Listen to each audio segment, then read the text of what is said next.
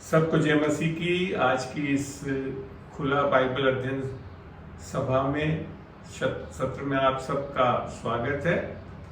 यीशु के नाम से हम आशा करते हैं जैसे हम इस बाइबल सत्रों को चलाते हैं, आप लोगों ने गुजरे सत्रों से भी काफ़ी फायदा हुआ होगा और इस सत्र में भी हम निस्संदेह प्रभु की आत्मा के द्वारा सीखेंगे।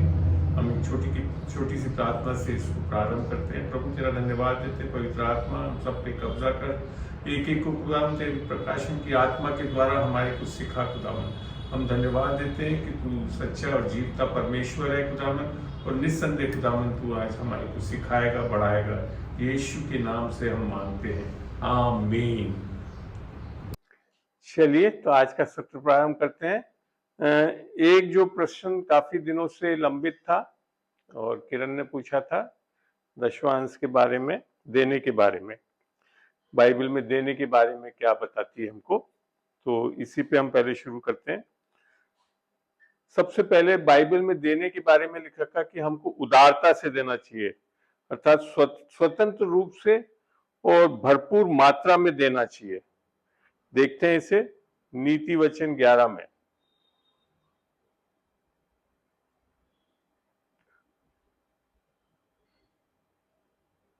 नीति वचन का 11 खोलेंगे हम।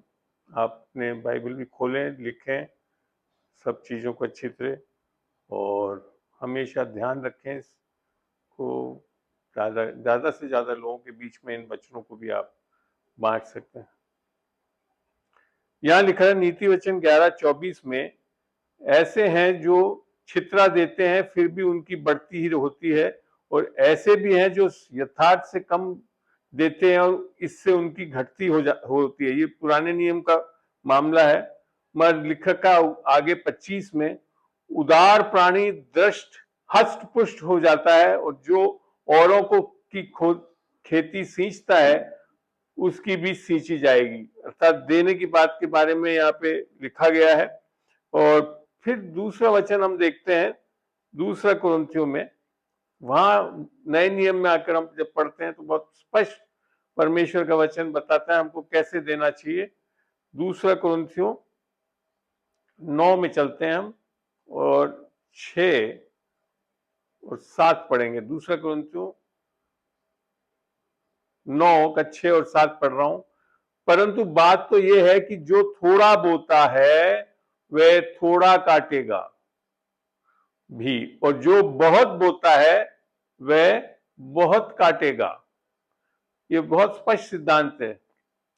फिर आगे लिखा का, हर एक जन जैसा मन में ठाने वैसे ही दान करे, ना कुड़कुड़ा के और ना दबाव से, क्योंकि परमेश्वर हर्ष से देने वाले से प्रेम रखता है। तो देने का पहला जो सिद्धांत बाइबल में हमको समझ में आता है कि हमको हर्ष से देना है, कुड़कुड़ा कर नहीं देना है, और जितना हम देंगे उतना ही हम कटनी भी काटेंगे। ये पुराने नियम में भी है और नए नियम में भी ये सिद्धांत है देने में।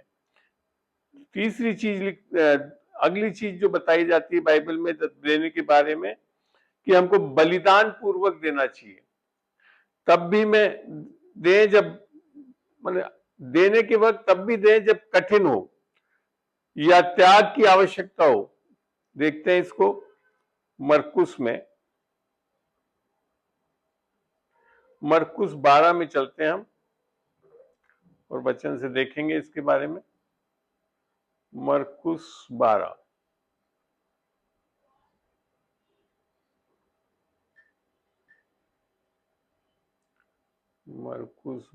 का 41 में चल रहे हैं हम। मरकुस 12 का 41, ठीक है। इसमें कुछ और आयतों को भी पढ़ूंगा। 41 से शुरू करते हैं। और वह मंदिर के भंडार के सामने बैठकर देख रहा था। यीशु मसीह का स्थिति है, जब वो मंदिर में लोग दान दे रहे थे, जब बाहर बैठकर देख रहा था कि लोग मंदिर के भंडार में किस प्रकार पैसे डालते हैं। और बहुत धनवानों ने बहुत कुछ डाला, ऐसी बात नहीं कि धनवानों ने बहुत कुछ डाला। इतने में एक गरीब विधवा ने आकर 2 दमड़ियां, जो एक अधेले के बराबर होती है, डाली। बहुत कम अमाउंट था, मगर 2 दमड़ी डाली। मगर यीशु मसीह ने इसको देखकर क्या बोला?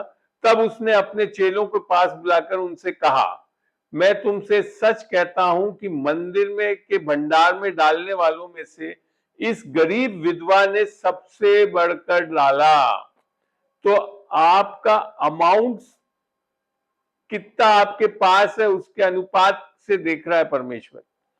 वे बेचारी जो विधवा थी, क्योंकि सबने अपने धन की बढ़ती में से डाला है, परंतु इसने अपनी घटी में से जो कुछ उसका था, अर्थात अपनी सारी जीविका डाल दी है। तो परमेश्वर कब खुश हुआ? एक ऐसे देने वाले से जिसके पास सारी जीविका थी वो उसने दे दी। अर्थात यहाँ पे ये दर्शा रहा है कि इस औरत को परमेश्वर पे भरोसा था, धन पे नहीं था, जबकि उसकी जीविका धन से चलती थी, मगर तब भी उसने उस धन को अपने पास नहीं रखा, परमेश्वर के मंदिर में डाल दिया। फिर तीसरी चीज आती है कि गुप्त रूप से देना अच्छा रहता है। अर्थात हमको कोई चीज पाने के लिए देना नहीं है, इस सोच से नहीं डालना चाहिए। निस्संदेह जब हम देते हैं तो मिलता है हमको। तो ये चीज आप अगर देखेंगे मत्ती में, मत्ती 6 का 1,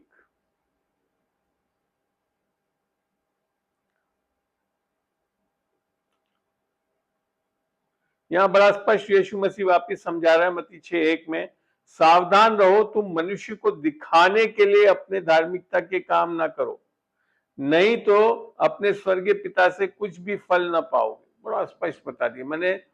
कई लोग इसके लिए दिखाते हैं, देखो मैं कितना दान देता हूं, और दिखा कर देते हैं। ऐसे नहीं देना है हमको, स्पष्ट बताया हुआ। आगे पढ़ते हैं 4 तक इधर। इसलिए जब तू दान करे तो अपना ढिंडोरा ना पिटवा, जैसे कपटी आराधनालयों और गलियों में करते हैं, ताकि लोग उनकी बड़ाई करें। क्योंकि आधे से ज्यादा लोग जो संसार में देने वाले हैं वो इसके लिए दिखा कर देते हैं ताकि उनकी बड़ाई हो। मैं तुमसे सच कहता हूं कि वे अपना प्रतिफल पा चुके, अर्थात उनको बड़ाई मिल चुकी। असल में परमेश्वर कब खुश होता है वो आगे भी बताया है। परंतु जब तू दान करे तो जो तेरी दाहिने हाथ करता है उसे तेरा बायां हाथ ना जानने पाए। अर्थात यहां तक बोला है कि आपके दाहिना हाथ क्या कर दे रहा है वो बायां हाथ नहीं जान सके। अर्थात इस तरह से देना कि ढिंडोरा पीटते हुए, लोगों को बताते हुए नहीं देना है हमको। और चौथी आयत में लिखा है, ताकि तेरा दान गुप्त रहे और तब तेरा पिता जो गुप्त में देखता है तुझे प्रतिफल देगा। तो परमेश्वर से हमारे दान देने के लिए प्रतिफल मिलने का क्या सिद्धांत है कि हमको गुप्त रूप से देने वाला होना चाहिए, लोगों को ढिंडोरा पीट के देने वाला नहीं होना चाहिए। ठीक है। फिर एक जो सिद्धांत है देने का वो है नियमित रूप से देना है, अर्थात लगातार और नियमित रूप से दें। देखते हैं इसको बाइबल से, नए नियम में बहुत अच्छा एक जगह लिखा भी है इसके बारे में। 1 कुरिन्थियों 16 में चलते हैं हम और 2 का देखेंगे। 1 कुरिन्थियों 16 का 2, यहां लिख रखा है, सप्ताह के पहले दिन तुम में से हर एक अपनी आमदनी के अनुसार कुछ अपने पास रख छोड़ा करे कि मेरे आने पर चंदा ना करना पड़े। अर्थात नियमित रूप से रखें अपने पास और उसको देने वाले हों। ठीक है। अब अपन चलते हैं किस देने के प्रकार जो है बाइबल में क्या क्या बता रखे हैं, इसके बारे में हम चर्चा करेंगे। पहली चीज तो आता है बाइबल में जो लिख रखा है देने का, एक होता है दशमांश। ये विशेषकर स्थानीय चर्च और उसके मंत्रालयों के, अर्थात जो सेविकाई कर रहे हैं, उन लोगों को समर्थन करने के लिए आय का 10% देना है। ये है इसका पर्पस दशमांश का। किसके लिए? स्थानीय चर्च और उसके मंत्रालय, अर्थात सेविकाएं जो करते हैं, का समर्थन करने के लिए आय का 10% देना चाहिए। ये बाइबल के अनुसार सबसे पहले तो पुराने नियम में है, देखते हैं इसको कहां पे है, ये ले व्यवस्था में होगा, ये ले व्यवस्था लेविटिकस होता है अंग्रेजी में जी। 27 आप नोट कर रहे हैं आराम से सब लोग। आशा करता हूं जिन्होंने प्रश्न पूछा उनके सारे के उत्तर आज इस सभा में हम दे पाएंगे। ले व्यवस्था का 27 और 30 में चलते हैं। 30 में इसमें जिक्र आता है इसका,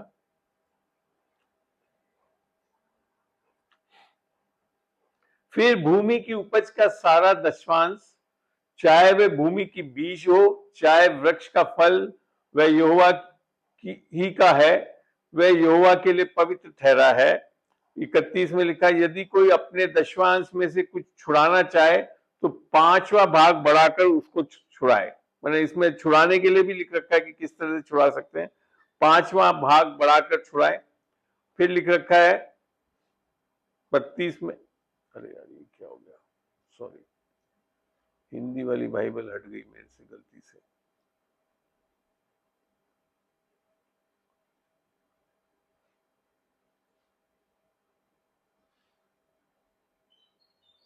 और 32 में लिखा है, और गाय बैल और भेड़ बकरी अर्थात जो जो पशु गिनने के लिए लाठी के तले निकल जाने वाले हैं, ये पुराने नियम की एक पूरी व्यवस्था दी गई थी। इसको पुराने नियम में इसको और स्पष्ट मलाकी में बड़ा अच्छा बताया हुआ है, वहां से और पढ़ के देखते हैं अपन।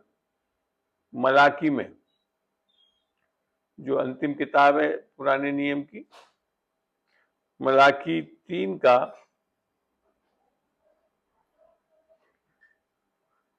8 से पढ़ते हैं। क्या मनुष्य परमेश्वर को धोखा दे सकता है? देखो तुम मुझको धोखा देते हो और तो भी पूछते हो हमने किस बात में तुझे लूटा है? दशवांश और उठाने की भेंटों में तुम पर भारी श्राप पड़ा है, क्योंकि तुम मुझे लूटते हो, वरन सारी जाति ऐसा करती है। सारे दशवांश भंडार में ले आओ। मुझे इसमें कुछ पूछना है अंकल जी। 1 मिनट पूरा पढ़ लो, 10 तक पढ़ दू। सारे दशवांश भंडार में ले आओ कि मेरे भवन में भोजन वस्तु रहे, और सेनाओं का यहोवा ये कहता है कि ऐसा करके मुझे परखो कि मैं आकाश के झरोखे तुम्हारे लिए खोलकर तुम्हारे ऊपर अपरंपार आशीष की वर्षा करता हूं। जी अब पूछिए क्या बात है, बोले। हाँ, इसमें ये कहा ना, उठाने वाली भेंटें क्या है मतलब? वो अलग से एक भेंट है, दशवांश भी है, उठाने वाली भेंट भी है। भेंट मने देना एक अलग से और है, दशवांश के अलावा भी भेंटे देते हैं। आई बात समझ में? आएगा, मैं अभी जो तरीके बता रहा हूं उसमें यहां से भी बताऊंगा। अब यहाँ पे जो है ये पुराने नियम में स्पष्ट बता दिया गया था कि दशवांश देना चाहिए, और इसके फायदे भी बता दिए थे जो आखिरी आयत में दिखा है। सारे दशवांश भंडार में ले आओ ताकि आपको क्या होगा, परखने के लिए बोला कि अगर आप देकर देखोगे तो परखोगे तो क्या मिलेगा आपको, तुम्हारे ऊपर अपरंपार आशीष की वर्षा करता हूं कि नहीं। और फिर ये और लिख रखा है, मैं तुम्हारे लिए नाश करने वाले का ऐसा घुड़कूंगा, मैंने जो चुराने वाला है शैतान को घुड़क देगा। जब हम दशवांश देते हैं तो शैतान हमारी संपत्ति और मैंने अपने जो पैसों में वो हमको लूट नहीं सकता, उपज में सब में वो चीजों को प्रोटेक्शन मिलता हूं। ठीक है ना, ये एक बहुत बड़ा सिद्धांत है देने के समय। इसमें कुछ पूछना है आपको? इसके अलावा अपन जब दूसरा कोरिन्थियों नए नियम में भी इस चीज को और स्पष्ट करा गया है, जब देखते हैं। अब मैं आपको बताऊं, नए नियम में आप दशवांश करके नहीं पाएंगे नए नियम में, और बढ़कर, और मैं आपको समझाऊंगा भी। दूसरा कोरिन्थियों 9 का 1 और 2 पढ़ते हैं। यहां लिखा, अब उस सेवा के विषय में जो पवित्र लोगों के लिए की जाती है मुझे तुमको लिखना आवश्यक नहीं, क्योंकि मैं तुम्हारे मन की तैयारी को जानता हूं, जिसके कारण मैं तुम्हारे विषय में मकिदुनिया के सामने घमंड दिखाता हूं कि अकाया के लोग 1 वर्ष से तैयार हुए हैं और तुम्हारे उत्साह की ओर बहुतों को भी उभारा है। तो यहाँ पे जो है बेसिकली देने के बारे में ये पूरा चैप्टर है, इसको जब पूरा पढ़ोगे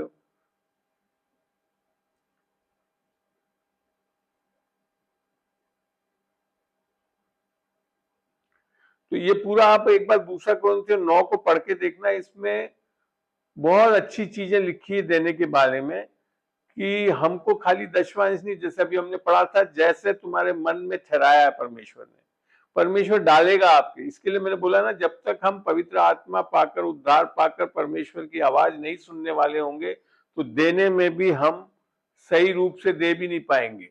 और ये मैं मानता हूं, जब नियमों के हिसाब भी चले तो पुराने नियम में तो दशवांश देने के लिए लिखा ही है, मगर नए नियम में आकर परमेश्वर ने पुराने नियम के सारे नियमों को कड़ा कर दिया। तो मेरा मानना है, व्यक्तिगत कहना है ये, कि परमेश्वर चाहता है हमको अधिक से अधिक, और लिख भी रखा है, जितना बोओगे उतना काटोगे। तो हमको जितना देने वाले हो जाएंगे उतना हम काटने वाले भी हो जाएंगे। तो ये एक सिद्धांत है बाइबल का नए नियम में आकर। तो दशवांश का तो ये बात है। अब आती है एक और चीज, खाली दान देना, ठीक है ना। तो दान जो है वो गरीबों और जरूरतमंदों की सहायता के लिए देना है। ये मत्ती 6:14 में आप देखोगे, ये दान देना है। ये कोई जरूरी नहीं है कि विश्वासियों को ही दो, आप गरीब जरूरत में। इसका प्रश्नों में किसी का ये भी उत्तर था कि ये क्या क्या चीजें कैसे देना। दशवांश तो निसंदेह चर्च में देना है, तो अर्थात विश्वासियों के बीच में देना है। मगर जब दान देने की बात आती है, परमेश्वर का वचन कहता है कि हमको गरीबों को देना चाहिए। मत्ती 6 में मैं लिखा, ये मैंने पहले भी दिखा दिया है कि हमको इस तरह से देने वाला होना चाहिए। इसलिए जब तू दान करे, दशवांश नहीं कर रहा है, दान की बात कर रहा, ढिंडोरा नहीं। तो गरीबों को जब हम देते हैं तो ढिंडोरा पीट पीट के नहीं देवे, ठीक है ना। एक और जगह से भी देखते हैं इसको, गलतियों में से भी,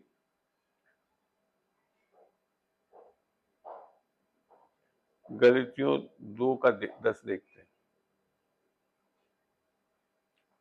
गलतियों 2 का केवल ये कहा कि हम कंगालों की सुधि लें, कंगालों गरीबों की सुधि लें, और इसी काम को करने का मैं आप भी यत्न कर रहा था। तो ये एक बाइबल में लिखा हुआ है कि हमको कंगालों की सुधि लेना चाहिए।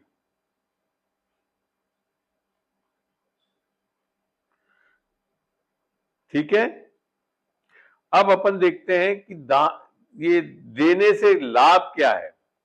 देने से लाभ एक तो आशीर्वाद, देने से आशीर्वाद और समृद्धि मिलती है। नीति वचन 11 का 24 और 25 बताता है, लूका 6 का 38 बताता है। दूसरा, आध्यात्मिक विकास होता है इससे। देने से आध्यात्मिक विकास और परिपक्वता को बढ़ावा मिलता है। मत्ती 6:19 से 21 पढ़ेंगे तो आपको मिलेगा। और पहला तीमुथियुस 6:18-19 पढ़ के देखते हैं अपन खुद। पहला तीमुथियुस, सारे वचन को मैं नहीं खुलवा रहा हूं ताकि समय की बचत हो। पहला तीमुथी 6:18 और 19 को देखते हैं।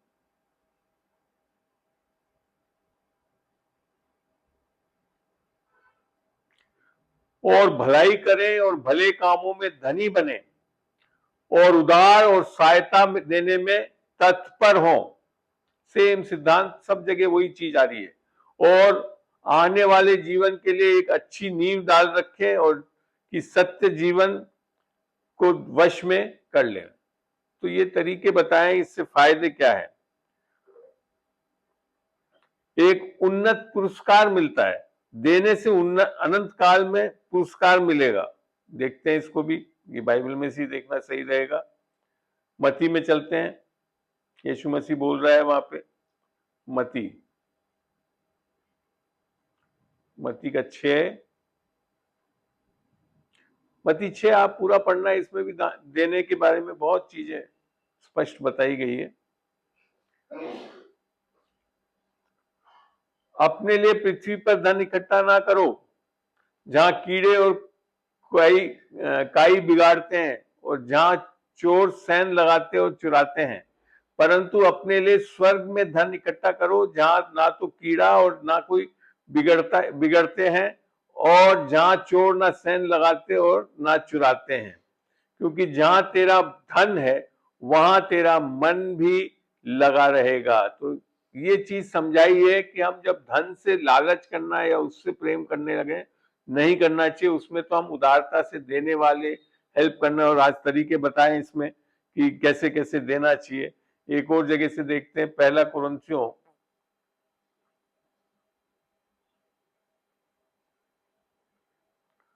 3:12 पे पढ़ के देखते हैं। मेरा कहना यह है, ये पहला कुरिन्थियों 3:12 है।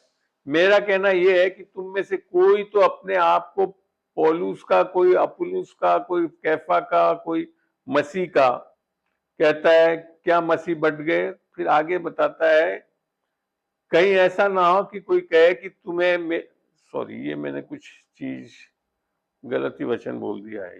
सॉरी, इसको रहने दें, छोड़ दें इसको, इस वचन को छोड़ दें आप। इसका अर्थ और कुछ था, मैंने गलती से यहाँ ले लिया।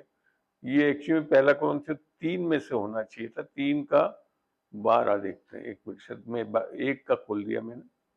3:12 देखते हैं। हाँ, यहाँ लिख रखा है 3:12, और यदि कोई इस नीम पर अर्थात यीशु मसीह पर सोना या चांदी या बहुमूल्य पत्थर या काठ या घास या फूस का रद्दा रखे, तो हर एक का काम प्रकट हो जाएगा। क्योंकि इसका ये मतलब नहीं कि सोना चांदी देवें, ये बेसिकली काम के बारे में बताया है कि हमको खाली पैसा देने में नहीं, हमारे काम करने में भी हमको ध्यान देना है कि हम किस तरह के काम कर रहे हैं। सोना और चांदी का मतलब है पवित्रता और धार्मिकता के कामों को करना, और इन चीजों पे हम शिक्षा देवें, सब दें। दूसरा है बहुमूल्य पत्थर, फिर तीसरा है काठ या घास, ये चीज को हल्का माना है। तो बाइबल में फिर आगे बताया, इसलिए कि आग के साथ प्रकट होगा ये, कि आपके काम जो है, जो उद्धार पाने के बाद आप जो काम कर रहे हैं वो कैसे काम हो, क्योंकि वे दिन उससे बताएंगे। इसलिए कि आग के साथ प्रकट होगा कि वे आग हर एक का काम परखेगी कि कैसा है। फिर लिखा है, जिसका काम उस पर बना हुआ स्थिर रहेगा वह मजदूरी पाएगा, अर्थात इनाम पाएगा। स्थिर रहने वाली काम कौन से है? परमेश्वर की धार्मिकता पे, उद्धार पे, पवित्रता पे, इन चीजों को सिखाने वाले, बनाने वाले और दृढ़ करने वाले होंगे तो हमारे को मजदूरी मिलेगी, अर्थात प्रतिफल मिलेगा। और यदि किसी का काम जल जाएगा तो वह हानि उठाएगा, पर वह आप बच जाएगा, परंतु उद्धार तब भी नहीं खोएगा। आई बात समझ में? तो ये एक उद्धार पाए हुए लोगों के लिए देने में और काम करने के बारे में स्पष्ट बताया है कि कैसे काम करना चाहिए।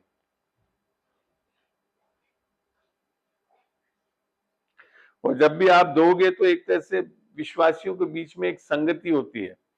इसको देखते हैं फिलिपियों में, नए नियम का सिद्धांत ही है ये भी।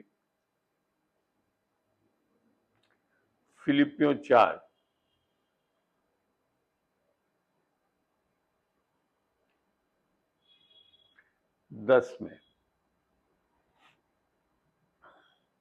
हे प्रभु, मैं बहुत आनंदित हूं कि अब इतने दिनों के बाद तुम्हारा विचार मेरे विषय में फिर जागृत हुआ।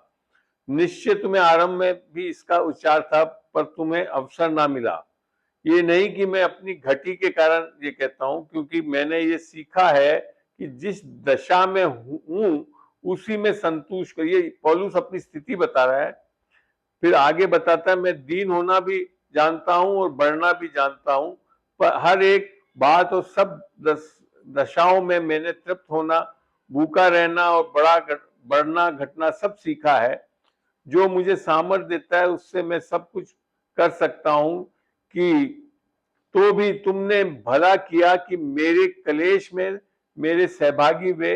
हे फिलिपियों, तुम आप भी जानते हो कि सुसमाचार प्रचार के आरंभ में जब मैंने की दुनिया में से कूच किया, तब तुम्हें छोड़ और किसी कलीसिया ने लेने देने के विषय में मेरी सहायता नहीं की। ये पौलुस को एक विशेष कलीसिया ने विशेष करके सहायता अर्थात सुसमाचार प्रचार करने के लिए मदद की। तो यहाँ पे जो सुसमाचार के लिए देने के बारे में बड़ा स्पष्ट बताया है। इसी प्रकार जब मैं थेसलोनिका में था तब भी तुमने मेरी घटी पूरी करने के लिए एक बार क्या वरन 2 बार कुछ भेजा, मैंने बार बार भेजा। तो ये देने के बारे में विषय में बाइबल बड़ा स्पष्ट बताती है। सुसमाचार के लिए जो करने वाले प्रचारकों के लिए मदद होनी चाहिए। ये नहीं कि मैं दान चाहता हूं, परंतु मैं ऐसा फल चाहता हूं जो तुम्हारे लाभ के लिए बढ़ता जाए। क्यों? क्योंकि ये पौलुस अपने ही खाली दान लेने की बात नहीं कर रहा था, ये आपको सिखा रहा था कि तुम्हारे को लाभ मिलने वाला है इससे, है ना। मेरे पास सब कुछ है, वरन बहुतायत से भी है। जो वस्तुएं तुमने इपफ्रोदीतुस के हाथ से भेजी थी उन्हें पाकर मैं तृप्त हो गया हूं। वह तो सुखदायक सुगंध और ग्रहण करने के योग्य बलिदान है जो परमेश्वर को भाता है। और मेरा परमेश्वर भी अपने उस धन के अनुसार जो महिमा सहित मसीह यीशु में है तुम्हारी हर एक घटी को पूरी करेगा। ये एक पूरा सिद्धांत समझाया पौलुस ने फिलिपियों में कि देने से कितना फायदा है। तो मैं समझता हूं कि काफी कुछ मैंने जो सिद्धांत और क्या किस प्रकार से देना है ये चीजों के बारे में बताया। इसके अलावा भी आपकी कोई अगर अभी भी प्रश्न हो तो पूछ सकते हैं।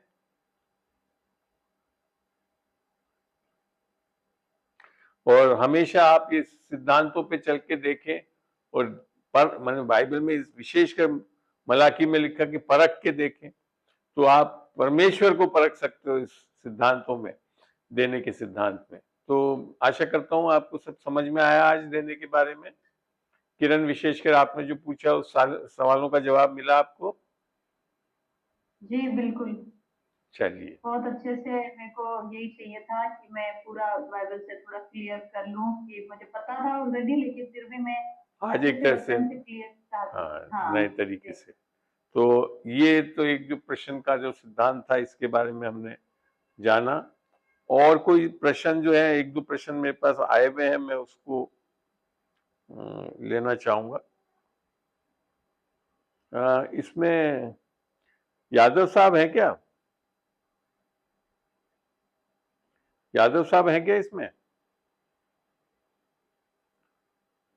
आज यादव साहब नहीं है, जुड़े हुए हैं? नहीं जुड़े हुए हैं, अच्छा। तो फिर तो वही है ना राज, वो हाँ बनारस वाले हाँ हाँ, बिल्कुल बिल्कुल बिल्कुल। राजवीर जी नहीं है। चलिए, और किसी के साथ एक आप में वो जरूर वापस। हाँ, चिंतामणि जी ने एक बहुत बार पहले प्रश्न पूछा था, शायद एक का तो जवाब दे दिया मैंने उसमें। आपने चिंतामणि जी हैं जुड़े हुए? चिंतामणि जी जुड़े हुए हैं? हाँ चिंतामणि जी थे ना। हाँ है। चिंतामणि जी खोलिए आपका माइक। चिंतामणि जी माइक खोलिए। ये अच्छे प्रश्न दो पूछे थे ना। चिंतामणि जी माइक खोलिए आप। इनका एक प्रश्न तो था, परमेश्वर को मानने एवं ग्रहण करने के लिए क्या बपतिस्मा जरूरी है? ये बात समझ इससे होगी कि आप किस बपतिस्मे के बारे में बात कर रहे हैं। खाली पानी का बपतिस्मा से मैं आपको पहले भी शिक्षा दे चुका हूं, पानी के बपतिस्मा से आत्मिक स्थिति नहीं बदलती। निस्संदेह परमेश्वर को जानने के लिए पवित्र आत्मा का बपतिस्मा होना जरूरी है, जिससे कि नया जन्म होता है। तब हम वास्तव में परमेश्वर को जानते हैं, परमेश्वर की आत्मा हमारे हृदय में आती है, हम एक नई सृष्टि बनते हैं। तो ये है उत्तर इस विषय में। खाली पानी के बपतिस्मे से नहीं होता है। हाँ, जब हम नया जन्म पा चुके हैं उसके बाद पानी का बपतिस्मा इसके लिए लिया जाता है कि हम अपने आप को समर्पित करते हैं परमेश्वर को, कि हम उसकी धार्मिकता जो दान के रूप में मिली है उसके अनुसार हम विश्वास से और अनुग्रह से चल के परमेश्वर के राज्य और परमेश्वर की योजना के अनुसार हम अपना जीवन बिता सके। दूसरा इनका था, क्या कमाई का 10% देना अनिवार्य है?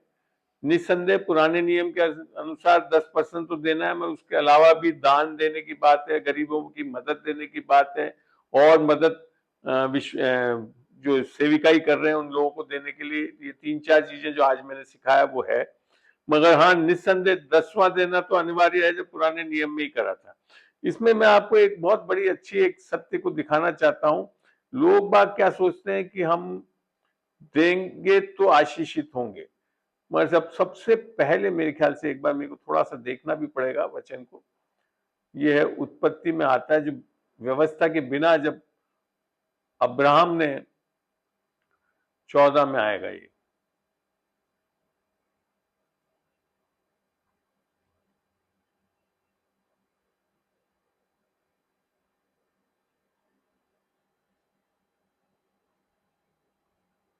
ये लूत को जब उठाकर ले गए तो अब्राहम लड़ाई करके आया, तब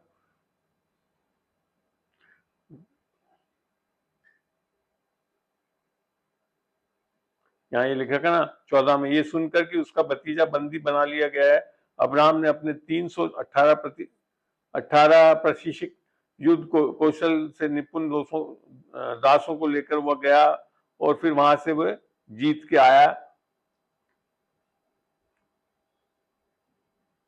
और वे सारे धन को और अपने भतीजे लूत और उसका धन को और स्त्रियों को और सब बंदियों को लौटा ले आया। जब वे राजाओं से भेंट करा, 18 में लिख रखा है, तब सालेम का राजा मेल्कीजेदक, जो परम प्रधान परमेश्वर का याजक था, रोटी और दाख मधु ले आया। ये पहली बार इस जो अपन चर्च में करते हैं ना, रोटी और दाख मधु लेने का, है ना, प्रभु भोज करते हैं, ये पहली बार आता है बाइबल में। और उसने अब्राहम को आशीर्वाद दिया।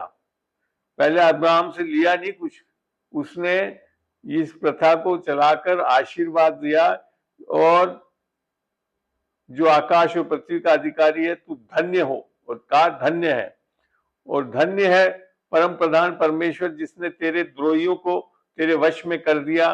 तब जब वो आशीषित हुआ, तब अब्राहम ने उसको सबका दशवांश दिया। ये पहली बार बाइबल में दशवांश के बारे में जिक्र आता है, और यहाँ पे नियम के अनुसार, व्यवस्था के अनुसार देने की बात नहीं है, यहाँ परमेश्वर ने पहले आशीष दिया। आप नए नियम में आकर भी ये हम देने वाले क्यों होने चाहिए? क्योंकि हमको परमेश्वर ने इतना आशीष दे दिया है। यीशु मसीह के द्वारा हमको सारी स्वर्गीय आशीष मिल गई है। यीशु मसीह के बारे में जब उसने अपना निज पुत्र यीशु मसीह को दे दिया, तो वो क्यों ना करके सब कुछ तुम्हें मुफ्त में देगा, क्योंकि परमेश्वर, यहाँ जो सुसमाचार है कि परमेश्वर ने जगत से ऐसा प्रेम किया कि उसने अपना इकलौता बेटा दे दिया, देगा नहीं लिख रखा। तो इसके लिए, क्योंकि परमेश्वर इतना हमको दे रहा है, इसके लिए हमको परमेश्वर को देने वाला होना चाहिए। ये है नया नियम का सिद्धांत। और इसके लिए उदारता से, बिना कुड़कुड़ाए हुए, जितना मन में ठहराता है उसके अनुसार देने वाला होना चाहिए। और मैं इसके लिए मानता हूं कि दशवां अंश से ज्यादा ही देने वाले होंगे, और मैं तो अपने इस सिद्धांत को समझ चुका हूं।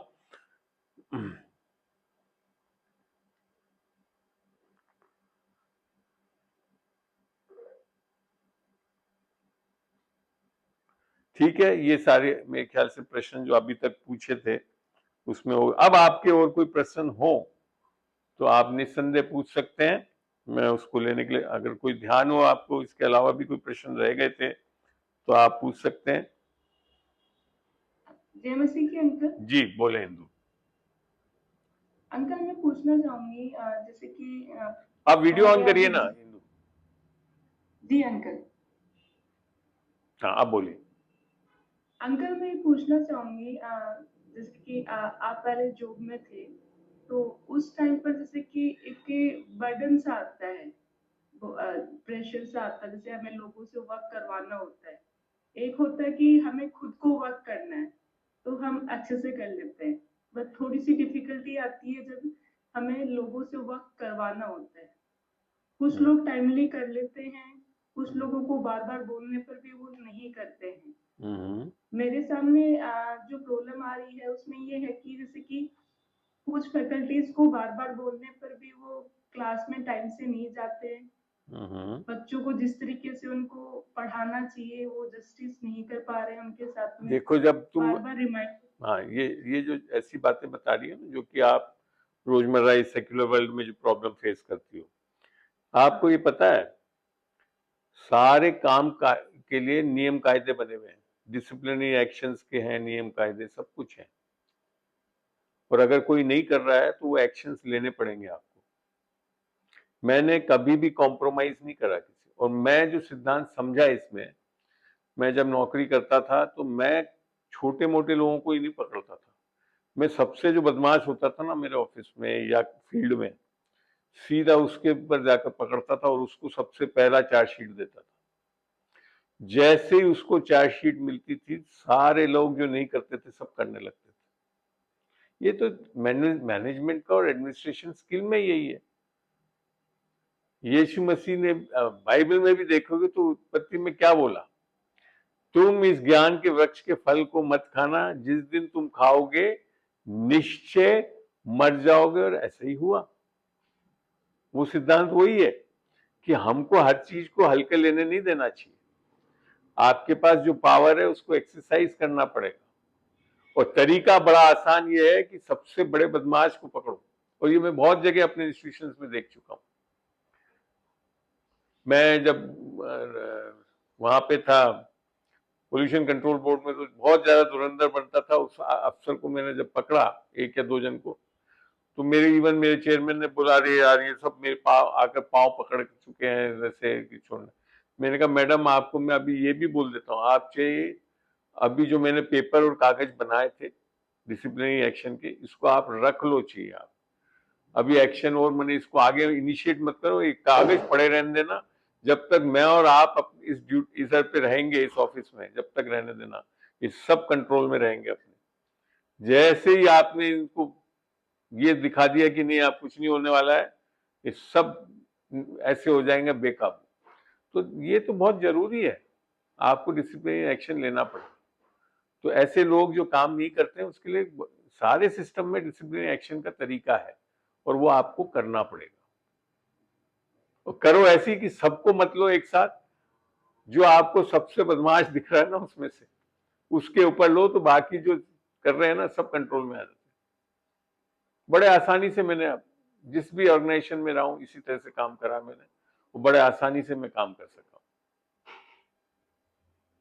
और बाइबल भी बताती है हमको, ये नहीं है कि जो बदमाशी कर रहा है उसको छोड़ देना है, हाँ अनुग्रह कर देंगे, अनुग्रह नहीं भाई। आपको जैसे एक उदाहरण बताऊं, आपके पास बाइबल में तो वैसे बताया ना हमको प्रेम करना चाहिए, सुसमाचार भी प्रेम का सुसमाचार में, मगर कोई आदमी नियम कायदे, तो अगर आप सोचो आपको या मेरे घर में आकर मेरी बच्ची को कोई रेप करने के लिए आ जाएगा, और मैं थोड़ी बैठा रहूंगा कि अरे नहीं नहीं यीशु मसीह ने बोला एक तरफ गाल पे थप्पड़ मारो दूसरा भी दिखा दो, ऐसा नहीं करना है, उसको रगड़ के दे देना है। क्यों? क्योंकि वो जो करने वाला है वो शैतानी ताकत है जो उसको करा रही है। तो ऐसी चीजों में शैतान को पनपने नहीं देना है, उसके विरुद्ध पूरी जोर से एक्शन लेना चाहिए। आई बात समझ में? जी अंकल। बैलेंस्ड है, बाइबल भी बहुत बैलेंस्ड है, सारे नियम कायदे पूरे। आप ये नहीं अलाउ कर सकते कि जो नियम कायदे तोड़ रहा था, अरे नहीं रहने दो यार, प्रभु का प्रेम, मैं तुझे आशीष बोलता हूँ, ऐसे नहीं छोड़ना है, उसको कंट्रोल में करके रखना है।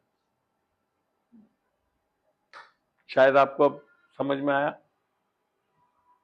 जी अंकल। तो आप जैसी डिसिप्लिनरी एक्शन लोगे ना सब कंट्रोल में आएंगे। ये मेरे भी मन में क्वेश्चन था जो मेरे को क्लियर हो गया जो बिंदु ने पूछा। तो जी जी, क्या था? समझ में आ गई ना बात? बहुत अच्छी बात। चलिए, हाँ, और कोई सवाल?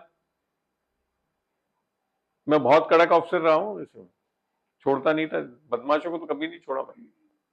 और मैंने यही देखा, जैसे सबसे धुरंधर को है ना पकड़ो, वो एक को पकड़ोगे तो सारे बाकी जितने भी जो प्यादे व्यादे जो करते रहते हैं ना फफूंदियां, सब कंट्रोल में आ जाते हैं, उनको समझ में आ जाता है। मैं इसका दूसरा उदाहरण बताता हूँ। एक हमारे ही अफसर थे जो हर किसी को पकड़ लेते थे और चार्जशीट दे देते, तो इतने लोगों को चार्जशीट दे दी उन्होंने कि फिर लोगों को क्या हुआ कि अच्छा क्या है, 19 चार्जशीट मिल गई, 20 भी मिल जाएगी, मगर फिर उसके बाद उसको अल्टीमेट एक्शन को खत्म भी करना चाहिए। माने उसको पूरे एक्शन को लाकर उसको दंड मिलना चाहिए, तब तक पीछे नहीं छोड़ना चाहिए। मैं ऐसे ही करता था। मैं ऐसी जब एक डिवीजन में था, पहली बार जब गया मैं फील्ड में, डूंगरपुर में फर्स्ट डिवीजन था, वहां जाती पहले उसमें मैंने एक्शन लिया, चार्जशीट हाथ से बनाकर दी वहीं रेंज में जहां पे मैं वो कर रहा था, और 7 दिन का मोहलत दी उसको। 7 दिन में उसने जब जवाब नहीं दिया, 8वें दिन उसको पूरा जो भी डिसिप्लिनरी एक्शन में जो सजा मिलती है उसका ऑर्डर निकाल दिया। उसके बाद पूरा डिवीजन समझ गया कि साहब के साथ कोई ऐसी चीजें नहीं कर सकते कि हम लाइटली ले सकते। आई बात समझ में? जी अंकल। अंकल एक और पूछना चाहूंगी मैं। जी अ, जैसे कि आजकल प्राइवेट इंस्टीट्यूट के अंदर मैं इसकी एजुकेशन की बात करूँ तो उसमें फैकल्टीज को मल्टीपल सब्जेक्ट्स देते हैं। फॉर एग्जांपल एक कुछ फैकल्टीज को ऐसे सब्जेक्ट्स देती है जो उन्होंने कभी पढ़ाए ही नहीं है जी और ओवरलोड कर देते हैं उनको। ये डिसीजन मैनेजमेंट का ही रहता है।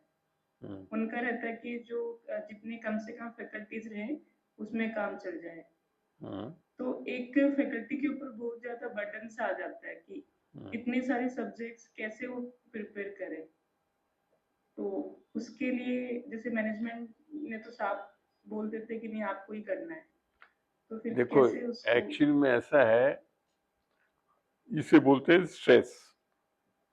इसको तुमको समझाना ही पड़ेगा मैनेजमेंट को।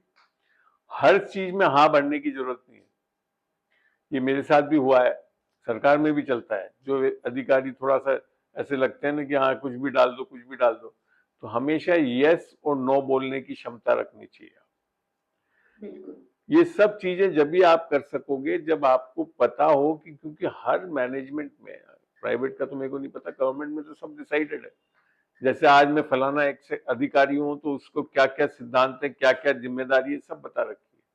तो मैं बड़ा बाकायदा लिख के देता था, मेरी जिम्मेदारी सरकार के द्वारा ये दी गई है, इसके अलावा आप मेरे ऊपर जिम्मेदारी दोगे तो मैं नहीं कर सकता, क्योंकि ये तरीका नहीं है। मैं भी सीमित हूँ, ये जिसकी जिम्मेदारी है उसको दो, उसको तो काम लेने नहीं रहे हैं वो लोग। ऐसे भी मिलेंगे आपको, आपके इंस्टीट्यूशन में भी मिलेंगे जो कोई काम ही नहीं करते और मजे मारते रहते। हाँ। तो उनकी जिम्मेदारी देनी पड़ेगी, तो उनको आपको समझाना पड़ेगा। अब होता क्या है, डर आ जाता है कि निकाल देंगे। नहीं निकालेंगे, मैं आपको बताता हूँ। अगर आप काम करने वाले हो और सिद्धांत पे चलने वाले हो, आपको निकाल नहीं सकते वो, क्योंकि आपके बिना उनका इंस्टीट्यूशन नहीं चलेगा। मैंने एक सीएम तक को सीएम ने मेरे को बुलाकर बोला था अपने ऑफिस में, रत्ना स्वामी जी जैसे आप कर, मैं यहाँ से तो फोन कर देता हूँ क्योंकि मेरे सामने बहुत लोग बैठे रहते हैं और उनको खुश करने के लिए मेरे को बोलना पड़ता है आपको उल्टा सीधा कोई भी काम वाम।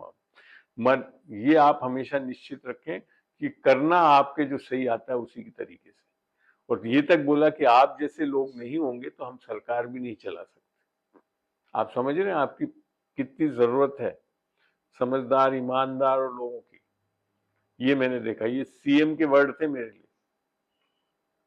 जबकि उल्टा होता है और हम लोग डरते हैं लोग बाग की। और मैं इसके लिए, मैं तो इवन सारे पॉलिटिशियंस भी अगर कोई मेरे को गलत बोल दे, सवाल ही नहीं उठता मैं दब जाऊं उसमें। मैं नियम कायदे में पूरे याद रखता था और बिना नियम कायदे के कुछ नहीं।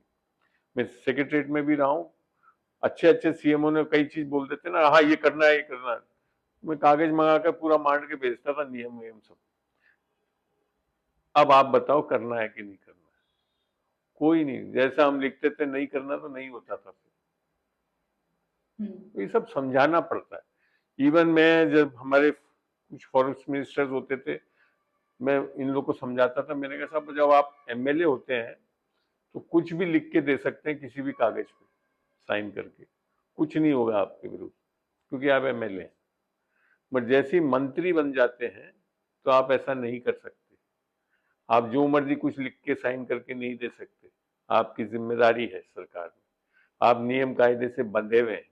सिखाना पड़ता है लोगों को, तब समझ में आता है। मेरे साथ एक बार एक मिनिस्टर ने यही बोला, ये आपने क्या आदेश निकाल दिया, मैं स्पेशल सेक्रेटरी था, तो मैंने कहा कुछ नहीं देखा मैंने आदेश, संडे था, मेरे को बुलाया था एक रेस्ट हाउस में, वहां पे बुलाकर बोला, मैं कहा साहब सुबह फाइल आ जाएगी आपके पास, ठीक है, फाइल तो अब मैं भेजूंगा। तो उसके पीएस को समझ में आ गया कि मैंने जो कर रखा है एक्शन वो सही है, तो वो बोला भी मंत्री जी को। मैंने कहा पीएस साहब को समझाने की जरूरत नहीं है, क्योंकि इन्होंने पूछा है मैंने ये क्या कर दिया, तो मैं लिख के भेजूंगा, क्योंकि जो आदेश निकला था वो भी उन्हीं के कहने पे ही निकला था। फाइल पे हमारे सब चीज होता है तब निकालते हैं। तो मैंने कहा आप उस फाइल पे लिख देना कि आदेश विड्रॉ कर देना, तो मैं कर दूंगा। जब फाइल पूरे नियम कायदे से गई तो उनको समझ में आ गया, निकलवाने वाले ही वो थे। अब वापिस कैसे आदेश वापिस ले रहे हैं, क्योंकि नियम कायदे से निकला हुआ आदेश को वापिस नहीं ले सकते। तो ये है, तरीके हैं। तो इसके लिए नियम कायदे लिखित में सब कुछ जानना चाहिए। विशेषकर जब भी नौकरी करते हैं तो pen power is the best power. आप अगर सब नियम कायदे को जान के उसको ब्लैक एंड व्हाइट लिख के भेजेंगे कागज पे और आदेश लेंगे, कोई कुछ नहीं आपको बिगाड़ सकता। डर नहीं आना चाहिए, वो सारे सिद्धांत बाइबल के हैं। हमारे में अविश्वास नहीं आना चाहिए, डर नहीं आना चाहिए, सामर्थ्य। और जब कोई चीज गलत हो रही है तो उसको अधिकार से वो समझ जाओ, वो आत्मिक लड़ाई है, शैतान है उसके पीछे जो वो लड़ रहा है, उससे लड़ो आप जीत जाओगे। आप एक ऐसी परिस्थितियों में कमांड करके तो देखो, परमेश्वर की आत्मा से पूछ के कमांड करो, नहीं होगा। मेरे साथ ऐसी होता था कई बार, ऐसी इसका ट्रांसफर कर दो, मैं कहता यीशु मसीह के नाम से प्रभु इस सारी चीजों को रद्द करता हूं, मैं ये सब अनियमित चीजें मैं नहीं करने वाला, इसके लिए रद्द करता हूं, हो जाता था।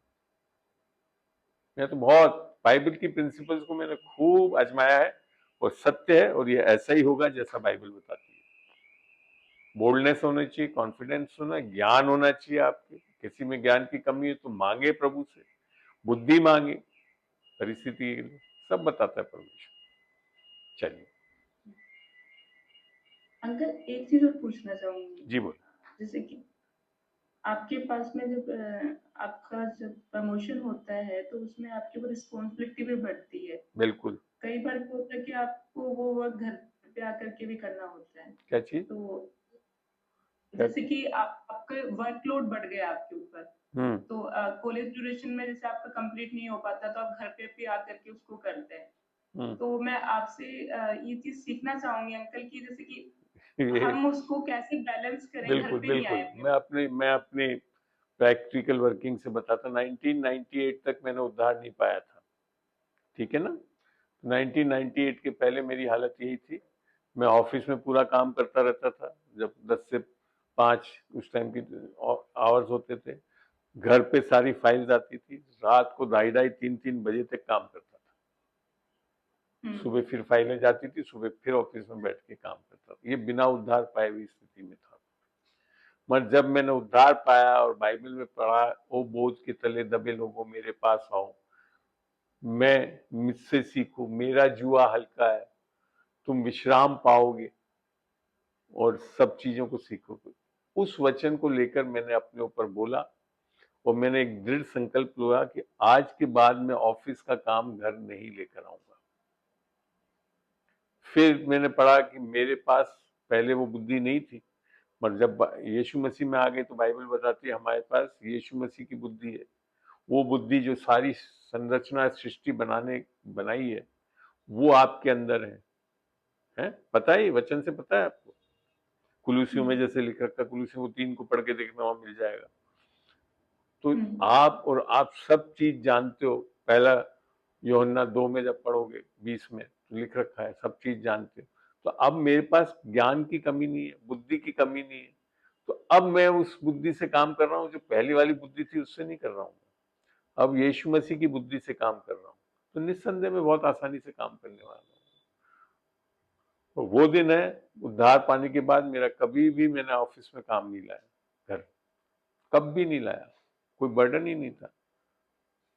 विश्वास करोगे तो वो सही है बिल्कुल।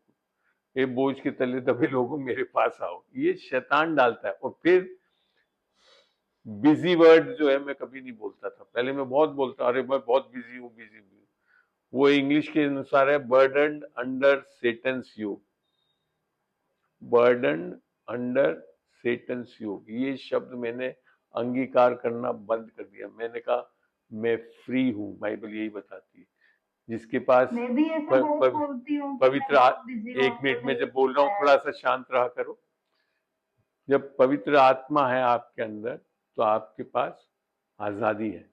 तो उस वचन को बोलो, 2 कोरिन्थियों 3:16-17 में जो लिखा था, मैं आजाद हूं, मैं कैसे बंधन में फंस सकता हूँ। ये वचनों को बोलना पड़ेगा, जब जाकर मैं निकला इन परिस्थितियों में से। हाँ, अब बोलो किरण, क्या बोलना चाह रही थी? जब भी मैं कुछ बोल रहा हूँ तो थोड़ा सा शांत रह कर, बाद में मौका दे दूंगा, बोले। हाँ, मैं कह रही थी कि मैं भी बहुत बोलती हूँ ऐसे, कि जैसे उस दिन अपन 5-7 दिन पहले अम्मा और अपन बात कर रहे थे ना, तो आपने कहा कि जब ऐसे बोलेगी ना तो पक्का बिजी ही रहेगी, फिर कभी टाइम नहीं मिलेगा, है ना। मैंने तो आज तक, अब मैं बोलता ही नहीं हूँ कि मैं बिजी हूँ। शैतान की ओर से है वो। परमेश्वर ने तो हमारे को आजाद करने के लिए बुलाया। करके देखो इसको, प्रैक्टिस देखो, तुम निकल आओगी इन सब चीजों। हाँ, बिल्कुल बिल्कुल। तो मैं निकला हुआ हूँ ऐसे। तुम्हारे पास इतना काम लोड हो ही नहीं सकता जितना मेरे पास रहा है गवर्नमेंट में। बिल्कुल सही है, सही। सर, इस बोले। आजादी को मैंने भी महसूस कराया है जी, क्या बोल रहे हैं विजय जी? आजादी को मैंने भी महसूस कराया। पहले मैं भी बहुत बिजी रहता था। अब इस आजादी को मैंने महसूस कराया। मेरे को काफी टाइम मिलता है बाइबल पढ़ने का, वचन पढ़ने का। आत्मा का अभिषेक, और आत्मा का अभिषेक जुओं को तोड़ता है, लिख रखा है ना। एक मिनट, हाँ, आत्मा का अभिषेक जुओं को तोड़ता है। तो हम तो अभी मान ही कर रहे हैं कि हमारे ऊपर ऐसी जबरदस्त आत्मा आई हुई है। विश्वास करो, विश्वास करने वालों के लिए सब कुछ संभव है, लिख रखा है। जो वचन में लिखा है वो तो होना ही होना है ना। तो ये है तरीका। वचन को इसके लिए जानना और समझना बहुत जरूरी है। फिर वचन के लिए वो भी सारे सिद्धांत लिख रखे हैं अपने सबऑर्डिनेट के साथ। ये आप पढ़ना चाहोगे तो कुलूसियों और इफिसियों में है ये सब चीजें। एक जगह से मैं थोड़ा सा दिखाता हूं आपको, उसको फिर अध्ययन करना, बड़ा अच्छा मिलेगा आपको।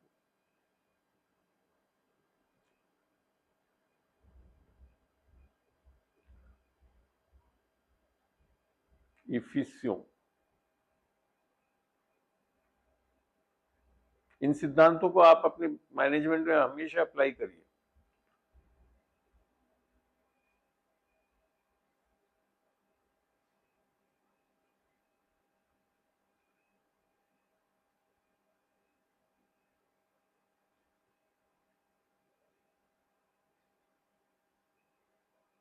एक मिनट,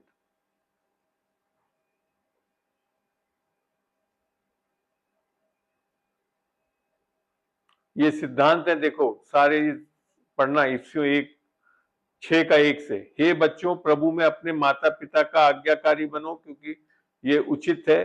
अपनी माता और पिता का आदर कर, ये पहली आज्ञा है जिसके साथ प्रतिज्ञा भी है। आपको पता है, एक रिसर्च करी गई कि जापानीज लोग बहुत लंबी उम्र पाते हैं। तो लोगों ने रिसर्च करके ये बोला कि ये लोग मछली और ये सब बहुत खाते हैं, तो उसके कारण है। एक्चुअली में वो उसके कारण नहीं है। आप जापानियों में आप देखोगे कि वो अपने माता पिता को बहुत आदर देते हैं। बुढ़ापे में हमेशा अलग से घर, अपने घर के साथ साथ दूसरा पीछे घर बनाकर उसमें रखते हैं। तो ये है कि तेरा भला हो और तू धरती पर बहुत दिन जीवित है। ये है वो कारण। वो चाहे क्रिश्चियन भी नहीं हो, मगर ये एक सिद्धांत है, जो भी व्यक्ति अपने माता पिता का आदर करेगा तो उसको क्या फायदा मिलेगा? भला होगा और धरती पर बहुत दिन जीवित रहेगा। ये मैं देख चुका हूं अपने जीवन में भी, अपने लोगों के बीच में भी। जिन जिन ने अपने माँ बाप को आदर दिया है तो वो हमेशा आनंदित रहते हैं और लंबे जीवन पाते हैं, है ना। फिर आगे लिख रखा है, और हे पिताओं अपने बच्चों को, फिर ये चलिए यहाँ क्या लिख रखा है, हे दासों जो लोग संसार के अनुसार तुम्हारे स्वामी हैं, अपने मन की सिधाई में डर से डरते और कांपते हुए जैसे मसीह की, वैसे ही उनकी भी आज्ञा मानो। मसीह की जैसे आज्ञा मानते हो वैसे। ये नहीं कि वो मसीह की आज्ञा मानना मीन्स मसीह वाली चीजों पे। अगर वो गलत काम करा रहे हैं तो उसके लिए आज्ञाकारी नहीं होना है हमको, ठीक है। बाइबल के अनुसार जो चीजें हैं, अगर उस सिद्धांतों पे वो कुछ आज्ञा दे रहे हैं तो मानना है। और मनुष्य को प्रसन्न करने वालों के समान दिखाने के लिए सेवा ना करो, पर मसीह के दासों के समान मन से परमेश्वर की इच्छा पर चलो, परमेश्वर की इच्छा पर चलो। तो ये मैं जानता था कि मैं परमेश्वर की इच्छा पर चलता हूं, और उस सेवा को मनुष्य को की नहीं परंतु प्रभु की जानकर स्वेच्छा से करो, क्योंकि तुम जानते हो कि जो कोई जैसा अच्छा काम करेगा, चाहे दास हो चाहे स्वतंत्र, प्रभु से वैसा ही पाएगा। ऑटोमेटिकली प्रभु आपको आशीष करता है। तो मैं इन सिद्धांत को जानता था, तो मैं उसके अनुसार चलता था। तो चाहे मेरा बॉस नहीं करे, प्रभु मेरे को फायदा देता था। तो इस सिद्धांत को समझ चुका था। ऐसी कुलूसियों में भी पढ़ सकते हो आप, कुलूसियों में भी लिख रखा है कि कैसे होना चाहिए। देख कुलूसियों में शायद 3 में होगा ये।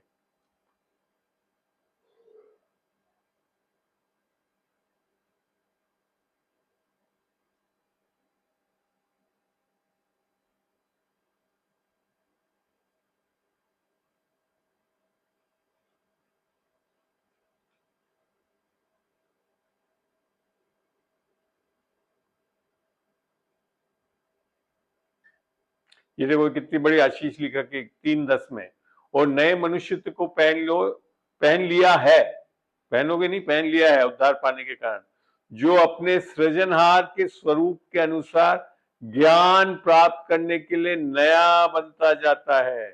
मैंने आपको बताया ना, उद्धार पाने के बाद मेरे में अंदर जितना ज्ञान आ गया ऑफिस के वर्किंग के लिए, उसके लिए, वो क्योंकि यीशु मसीह की बुद्धि आ गई। उसमें ना तो यूनानी रहा ना फला फला फला, केवल मसीह सब कुछ सब में है। इसलिए परमेश्वर के चुने के समान जो पवित्र और प्रिय है, बड़ी करुणा और भलाई और दीनता और नम्रता और सहनशीलता धारण करो। ये जरूरी है सारी चीजें। और यदि किसी को किसी पर दोष ले देने का कोई कारण हो तो एक दूसरे को सह लो और एक दूसरे के अपराध क्षमा करो। ये अपने भाइयों के बीच में, संसार के लोगों के साथ नहीं करना है। फिर लिख रखा है,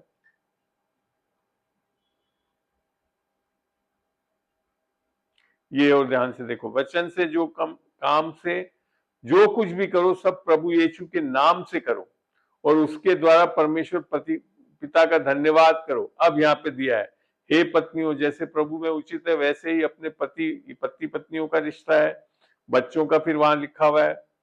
फिर लिख रखा हे पिताओं के बारे में लिख रखा। अब ये सेवकों के लिए लिख रखा, आपके लिए और मेरे लिए। जैसे हे सेवकों, जो शरीर के अनुसार तुम्हारे स्वामी हैं, सब बातों में उनकी आज्ञा का पालन करो, मनुष्य को प्रसन्न करने वालों के समान दिखाने के लिए नहीं, परंतु मन की सिधाई और परमेश्वर के भय से।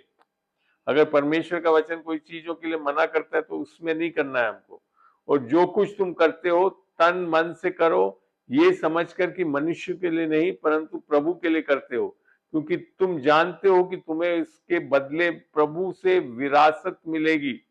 तुम प्रभु मसीह की सेवा करते हो, क्योंकि जो बुरा करता है वह अपनी बुराई का फल पाएगा, वहां किसी का पक्षपात नहीं। तो ये सारी चीजें लिख के सिद्धांत है सारे।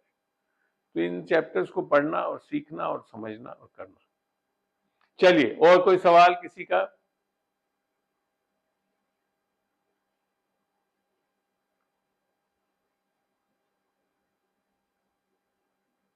जय मसीह की अंकल जी। जय मसीह की। जमकू जी बोले, आपका वीडियो ऑन कर सकती हैं आप? हाँ अंकल जी, मैं करिए। सुमन बोल रही। कौन, सुमन बोल रही है? वीडियो ऑन करें जरा। हाँ वीडियो ऑन करें। हाँ, अब बोले। हाँ सुमन मेरा बोले। सवाल है अंकल जी कि अपन मसीह में आ गए, उसके बाद जो ये अपने घर मांगने वाले आते हैं, जैसे भीख मांगने वाले आते हैं, त्योहारों पे मांगने वाले आते हैं, तो उनको देना चाहिए कि नहीं देना चाहिए? अच्छा, और कोई सवाल? यही है बस सवाल एक। देखो, अभी आपको मैंने बताया गरीबों को देना चाहिए, मगर आप ये भी समझे पवित्र आत्मा की अगुवाई में देना सीखना है ये सब चीजों में। मैं आपको एक बहुत अच्छा उदाहरण बताता हूँ। आंटी ने एक्सपीरियंस करा था। आंटी जब पहले, मेरे से बल्कि शादी नहीं हुई थी उसके पहले की बात है ये जब स्कूल वूल जाती थी तो चौराहे पे आ जाते थे गरीब लोग मांगने के लिए, तो दे देती थी। तो परमेश्वर ने एक दिन इनको घर में जब ये झाड़ू लगा रही थी तब बोला कि उनको मत दिया कर, क्योंकि तू जो बो रही है वो कठोर जगहों में बो रही है। तो इनको समझ में नहीं आया। इन्होंने कहा बाइबल में तो लिख रखा है कि परमेश्वर ने लिख रखा है कि गरीबों को देना चाहिए, तुम ऋणी हो जाता है, परमेश्वर ऋणी हो जाता है आपको, वो अपने इस चीज को पूरा देता है करके। मगर फिर समझाया क्या कि इसको बोला कि तू पैसे मत रख, खाने की बिस्किट ऐसी चीजें रख और ये दिया कर इनको। तो अगले दिन ये थोड़े बिस्किट पार्ले जी के लेकर चली, और जैसी वो आदमी आया तो उसको एक बिस्किट का पैकेट दिया तो उसने कहा नहीं ये नहीं, पैसे दो। तब समझ में आया जो पैसे दिए जा रहे हैं वो खाने पीने के नहीं, वो तो शराब पीने के लिए इस्तेमाल है। अब पता पवित्र आत्मा के द्वारा पूछने से समझ में आया कि कहाँ बोना सही था। आई बात समझ में? तो इसके लिए देने के लिए विषय में भी आप पूछो, प्रभु देना है कि नहीं देना है, प्रभु बताएगा आपको सही कहाँ देना है। ऐसे हम भी कई बार गलत जगहों में बोते हैं, और विशेषकर ये जो भीख मांगने वाले हैं, ये आपको पता कई लोग तो लखपति हैं। पवित्र आत्मा की अगुवाई बिना आप देना भी नहीं जान पाओगे। मेरे साथ ऐसी हुआ, एक संस्था है जो मसीह संस्था थी, उसके यहाँ से एक बंदा आता था जिसको मैं और मेरी फर्स्ट वाइफ, आपको पता ही है ना मेरी पहली वाइफ, वो हम दोनों देते थे उसको। उनकी जब वो प्रभु में सो गई उसके बाद वो बंदा आया मेरे पास, और उसने आकर जब जो चीज बोली उससे मैं समझ गया कि वो गलत बोल रहा है। उसने आकर बोला आंटी ने मेरे को बोला था कि हर महीने आकर तुम ले लिया करो। मैंने कहा ऐसा है, तेरी आंटी तेरे को तो बता गई और मेरे को नहीं बता कर गई। और एक महीने के अंदर, और मैंने भगा दिया उस आदमी को, मैं समझ गया था वो गलत है। और एक महीने के अंदर मेरे को पता पड़ा कि जिस संस्था से वो आ रहा था, वहां पहले तो वहीं से आ रहा था, वहीं लिया कर देता था पैसे, फिर उसने फर्जी रसीदें छाप ली और उससे पैसे लेने आया था। पवित्र आत्मा की अगुवाई हुई तो मैंने उसको नहीं दिया। अब आगे बात समझ में स्पष्ट, कहाँ देना चाहिए कहाँ नहीं देना है। ऐसा नहीं है कि पहले जब दे रहे थे सही जगह ही दे रहे थे, वो ले आता था उस संस्था में ही देता था, पर बाद में उसने ये फर्जीवाड़ा करा कि अब रसीदें छाप ली और उससे लेने आ गया। और फिर ऊपर से मेरे को तो ये आकर बोल दिया कि आंटी ने मेरे को बोल रखा था हर महीने देंगे जो देते हैं कर। चलिए, और एक सवाल और है अंकल जी मेरा। बोले। अपन मसीह में आ जाते तो अपन तो मान लो उधार पा लेते हैं, लेकिन अपने परिवार के पूरे लोग नहीं पा पाते। देखो उसमें, हाँ बोलो बोलो बोलो बोलो। तो उसमें ना अपन पीर वगैरह भी जाना पड़ता है, पीर वालों को भी नहीं छोड़ सकते, ससुराल वालों को भी नहीं छोड़ सकते। तो कपड़े वगैरह देते उनको कैसे लेके जाए फिर अपन? नहीं, कपड़े देने में क्या दिक्कत है, घर वालों को कपड़े देने में क्या है? देखो इसमें एक मिनट, देखो हम लोग क्या है, कई चीजों से ये सब धर्म ने सिखा दिया, ईसाई मसीह में ही सिखा दिया कि हमको मंदिर में अब घुसना नहीं है, फलाना नहीं घुसना है। ऐसा नहीं है। आप समझो पौलुस क्या बोलता है, क्या करना चाहिए हमको। पहला कुरिन्थियों, बाइबल से मैं दिखा दूंगा आपको, पवित्र आत्मा से सीखो और करने वाले बनो।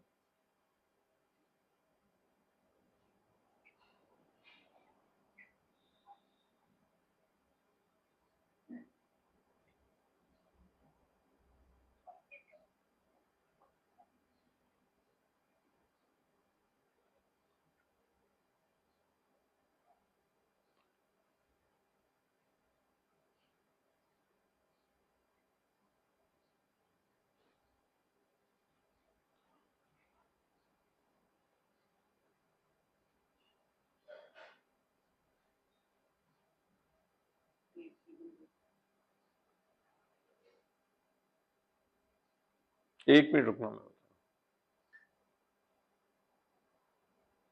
जब ये पहला कुरिन्थियों 10 आप पूरा पढ़ के देखना, इसमें आपको सैद्धांतिक बातों को भी बताया, जैसे अभी अपन ने देखा था कि मूर्ति पूजा में नहीं पढ़ना चाहिए हमको।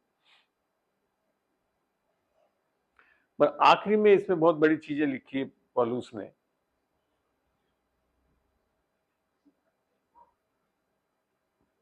यहां देखो 31 में लिखा है,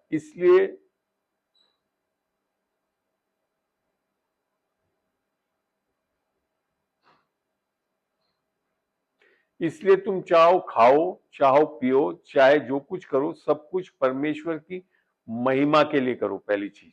फिर तुम ना यहूदियों, ना यूनानियों और ना परमेश्वर की कलीसिया के लिए ठोकर का कारण बनो। ठीक है, कि तुमको देख के कोई ठोकर का कारण बने। जैसे मैं भी सब बातों में सबको प्रसन्न रखता हूं और अपना नहीं परंतु बहुतों का लाभ ढूंढता हूं कि वे उद्धार पाए। तो लोगों से कटे हुए नहीं रहो। कुछ चीजें ऐसी है जिससे आपको पता हो कि इनसे आपके, जैसे आप खाने पीने से वास्तव में कोई फर्क नहीं पड़ता। पहला कुरिन्थियों 8 को पढ़ोगे तो वहां पूरा पौलुस समझाता भी है इस चीज को।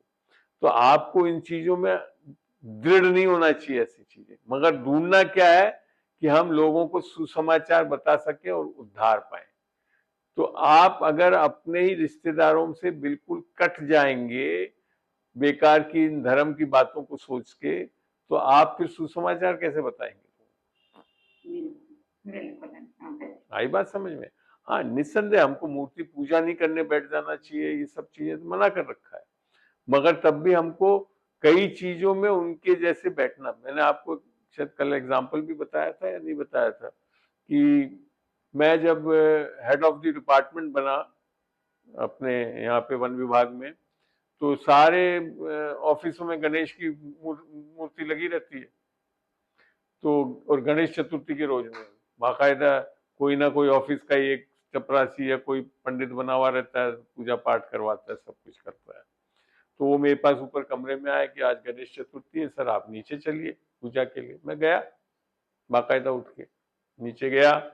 नीचे जाकर मैंने बड़े प्रेम से समझा दिया कि देख भैया, मैं तो मसीह आदमी हूं और तुम्हारा ये पूजा का जो है एक तरीका होता है ना, किस तरह से करते हैं। तो दूसरे जो मेरे एक अफसर थे मेरे से नीचे जूनियर, तो उनको मैंने बोला भैया आप पूजा कर दो। और वो मैं जानता था गणेश का बड़ा वो था, तो उसने तो वो पूजा करी पूरी, और मैं पीछे खड़ा रहा, दूर, थोड़ा सा दूर होकर खड़ा रहा। और उसके बाद मैंने कहा पूजा जैसी खत्म हुई, मैंने कहा प्रार्थना मैं करूंगा। आई बात समझ में? पूजा तुमने करी, लोगों के लिए प्रार्थना मैं करूंगा। और मैंने बाकायदा मसीह के नाम से ही प्रार्थना शुरू करी, सारा सुसमाचार बोल दिया प्रार्थना में कि तू आया प्रभु, मेरे हम लोग के लिए मारा गया ताकि हम उद्धार पा सके, पापों से छुटकारा पा सके, सारा सुसमाचार। उस दिन पूरा मौका मिला कि पूरे ऑफिस वाले खड़े थे एक साथ और सब दंग रह गए और कोई मना भी नहीं कर सका, क्योंकि मैं उनके हिसाब से नीचे आ भी गया था। ऐसा थोड़ी बोला कि मैं तो पूछा नहीं आऊंगा फलाना। तो वो कोई कुछ नहीं बोल पाया, ना कोई चुप करा सका, सब सुने। सब पूरे 10-15 मिनट तक मैंने प्रार्थना करी और खूब वचन के अनुसार मैंने बोला। और उसके कारण लोग बाग, बहुत लोग जान गए मेरे को कि साहब तो मैंने पढ़े प्रभु के बारे में बहुत जानते हैं करके, और जानते कामों को देखते ही थे मेरी ईमानदारी को और उसको। तो ये है तरीका।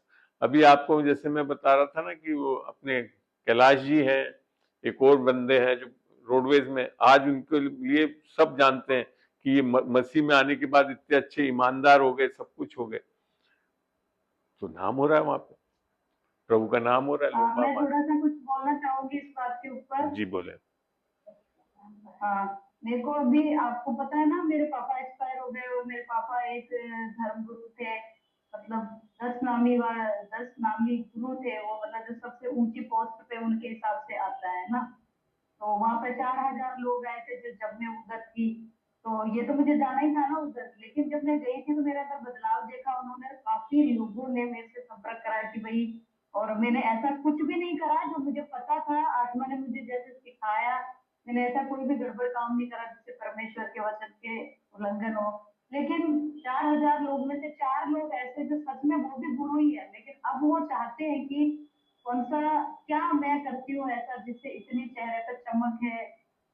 और बहुत सारी ऐसी चीजें उन्होंने देखी होगी, कुछ तो ऐसा बदलाव तो वो सुनना चाहते हैं ना। जैसे कल भी मेरे को बुलाया था उधर, मैंने आपको मैसेज भी डाला था कल की, मतलब मैंने प्रेयर करना किया ना।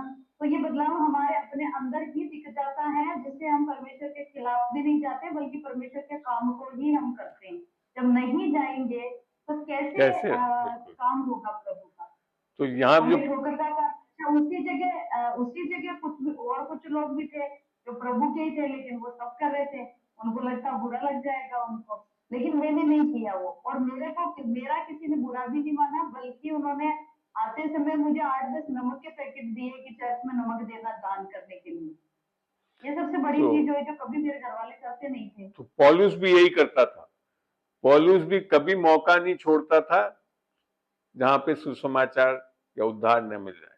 तो आपको भी ऐसे बिल्कुल कट्टर टाइप मत हो जाइए कि मसीह में फलाना नहीं जाना।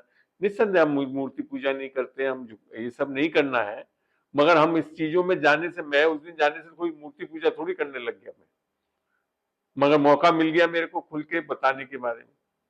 तो ये है, मौका नहीं चूकना चाहिए हमको सुसमाचार, और ऐसे ही हमने करा भी।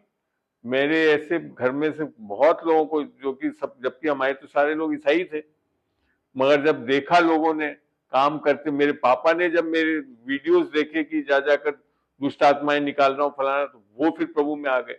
91 वर्ष के थे जब आए वो, और 96 वर्ष के वे थे जब प्रभु में सोए वो। तो ये जरूरी है, हमको प्रेम में चलना है, बिल्कुल ऐसे नहीं बनना है, कट्टर टाइप नहीं बन के दिखाना है लोगों को। इन चीजों से परमेश्वर हम चाहता है कि लोगों के बीच में जाएं, संसार में जाएं, उठे बैठे प्रेम दिखाएं, देने वाले बने, तब जाकर आप लोगों को जीत पाओगे। आपके कोई कपड़े फपड़े देने से परमेश्वर कोई नाराज नहीं हो रहा। इसका ये मतलब नहीं हुआ कि आप धर्म में चलने लग गए। घर वालों के बीच में तो बांटना चाहिए, सब कुछ करना चाहिए, उससे मौका मिलता है। अगर आप पहले नहीं देते थे तो आप तो और ज्यादा देने वाले बनो, तो उनको लगेगा अरे ये तो बहुत फर्क देखा हमने कि मसीह में आने के बाद तो ये तो और ज्यादा देने, और हम ऐसे करते हैं। मैं और आंटी तो अब जहाँ पे भी जाते हैं करते हैं, खूब देते हैं लोग, क्योंकि हम समझ चुके हैं देंगे तो हमारे में तो कोई घटी आने नहीं वाली, और इससे फिर मौका मिलता है हम बताने के लिए। जी हमारे व्यवहार पे डिपेंड करता जी है ना। हमारा व्यवहार उनको दिखना चाहिए। लेन देन की कोई बात नहीं, आपको लेना भी है, नहीं लोगे तो भी घमंडी समझेंगे, और दोगे तो आपको लगेगा अंदर से कि प्रभु नाराज नहीं हो जाए, दोनों चीजें हो जाएगी, है ना। तो आपको लेन देन करते रहना है, आत्मा से चलो। तो मेरे को हाँ बैलेंस करके रहना चीजों को। ऐसा नहीं है कि आप भावनाओं में इतने बह गए कि मेरी माँ है, मेरा बाप है, तो मैं बंध जाऊं उधर। बंधना नहीं है। परमेश्वर ने, जैसे अंकल ने कहा ना अभी कि परमेश्वर ने हमको स्वतंत्र किया, वचन भी कहता तुम सत्य को जानोगे तुम्हें सत्य आजाद करेगा। लेकिन पक्का ये है कि आपको सत्य पता होना चाहिए। हाँ, उससे पहले आप ऐसे ऐसे उड़ रहे हो तो फिर आप ठोकर का कारण बन सकते हो और खा भी जाओगे खुद भी। ऐसे बहुत लोग हैं मेरे पास जो ठोकर खा के जमीन में धंसे पड़े हैं, जिसको निकालना बड़ा मुश्किल हो रहा है। ये चीज है। चलिए, तो प्रश्नों का दौर और भी है, कोई प्रश्न पूछना चाहे तो बताएं। बड़ा अच्छा लगा ये आज का सेशन। कोई और है पूछना चाहता है? नहीं तो मैं समाप्त करूं, क्योंकि 1 घंटे से ऊपर हो गई है रिकॉर्डिंग। बोले कोई है? कोई नहीं तो मैं एक बार बंद कर रहा हूं, उसके बाद में खुला रखूंगा, कोई बात करना चाहे तो कर सकता है। प्रभु तेरा धन्यवाद देता हूं खुदाबंद आज के दिन के लिए, इस दोपहर में जब हम इस सभा को कर सके खुदावन, और लोगों के प्रश्नों का उत्तर हम दे सके खुदावन। और तूने बहुत आशीषित किया खुदावन इन चीजों से। और खुदावन जब इसकी रिकॉर्डिंग करते हैं और हम यूट्यूब पे डालते तो खुदावन अधिक से अधिक लोग इसको देख के इससे ज्ञान पाएं और इससे समझ पाएं, ताकि ये उद्धार की चीजों को समझ सके, देने के बारे में भी सीख सके खुदावन, और चलने वाले बन सके। इसका धन्यवाद देता हूँ खुदावन। ये छोटी सी दुआ तेरे प्यारे बेटे यीशु मसीह के नाम से मांगता हूँ, आमीन।